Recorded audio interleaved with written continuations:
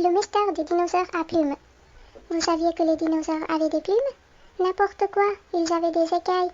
Même pas vrai, ils avaient des poils. Et si nous allions vérifier lequel de nous a raison? Où sommes-nous? Demande Mehdi. Au temps des dinosaures, et il fait drôlement chaud, soupire Georges. Nous devons être très prudents, prévient Yoko en rouvrant son livre. Si la plupart des dinosaures étaient herbivores, certains étaient de redoutables prédateurs. C'est quoi un herbivore? Demande Mehdi. Un animal qui mange de l'herbe et des plantes. Mais tu m'inquiètes avec ton redoutable prédateur, répond Cléa. Soudain, un dinosaure surgit entre les autres herbes. Et celui-là, il ne mange que de l'herbe, interroge Mehdi. En tout cas, je suis certain qu'il a des poils, répond Georges en se frottant le nez. Tu as vraiment de bonnes lunettes, réplique Yoko. Il est quand même très loin. Rien à voir avec moi, vieux. Je suis allergique. D'ailleurs, dès que je m'approche du chat de mamie, atchoum! Le dinosaure tourne la tête dans leur direction. Et comme pour répondre à ce bruit qu'il ne connaît pas, il pousse un rugissement terrible. Je crois que nous ferions bien de filer d'ici, suggère Cléa. Courez! Hurle Yoko en serrant son livre contre elle. Nos 4 amis se lancent à toutes jambes, pressés d'aller se cacher dans la forêt en lisière de la plaine. Le dinosaure les regarde s'éloigner et reprend tranquillement son repas. Aucun doute, celle-ci est herbivore, et sa peau recouverte de poils. Oh là là, ces arbres sont immenses, soupire Cléa en relevant la tête. On dirait qu'ils montent jusqu'au ciel.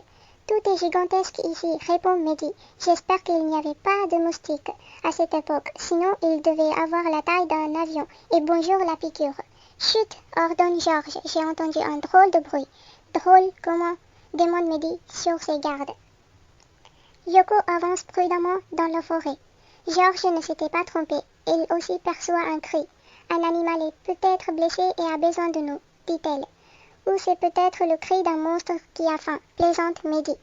Ce n'est pas un peu dangereux par ici? Questionne Georges. Cléa et Mehdi, fascinés par les lieux, décident de les explorer. Les branches d'un arbre sont si denses qu'elles sont faciles à escalader. Les 2 amis y grimpent en faisant attention à ne pas tomber. Yoko et Georges les rejoignent sans effort grâce à l'aide de 2 nouveaux amis.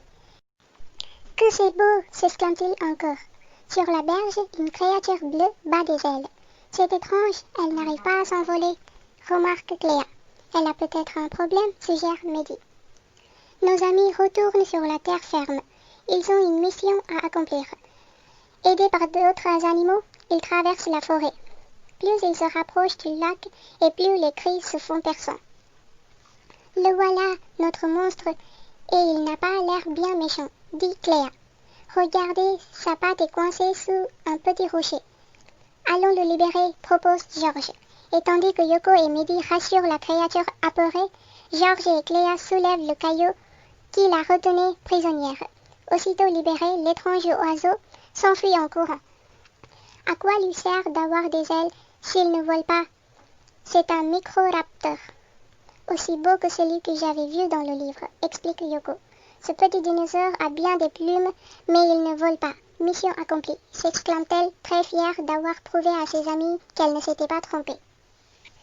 Mais Yoko, Mehdi et Georges avaient tous raison.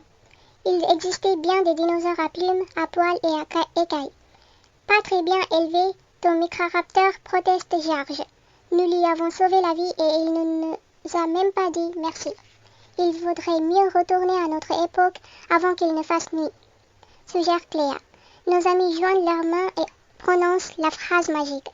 Magicalibri, Magicalibra, à nous le présent.